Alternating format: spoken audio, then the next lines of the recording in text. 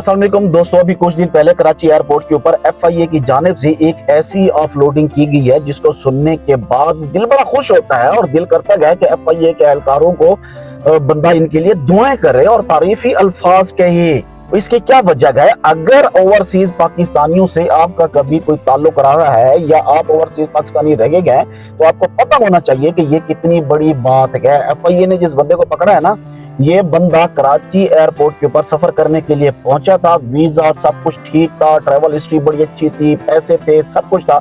लेकिन FIA के record से पता चला कि ये बंदा इससे पहले भी दुबई, तुर्की और सऊदी अरेबिया, इंडोनेशिया, मलेशिया के कई सफर, कई दौरे कर चुका है और वहां पर जाकर ये भीख मांगता था। ये सारे मुल्कों में ज़ाहिरी बात है, डिपोर्ट होके तो आया नहीं है, जाता था, वापिस आ जाता था। तो ये बिजनेस ही ऐसा है ना कि सारा वीजा और टिकट का जो खर्चा है ना, वो 1 या 2 रोज के अंदर ही निकल जाता है और बाकी फिर दिहाड़ी लगाई जाती है। यार ये जो भी कर रहे हैं, अपने गुर्दे बेचें, अपनी आंखें बेचें, जो करना चाहते हैं ये कर रहे हैं, लेकिन ये इख्तियार तो इनके पास नहीं है ना। ये हक इसका तो नहीं है ना कि ये पाकिस्तान की इज्जत बेचे, ये ओवरसीज पाकिस्तानियों की जो गैरत है या उनकी जो इमेज है या उनका जो बच्चा कुच्चा जो वकार है, ये उसको बेचने लग जाए।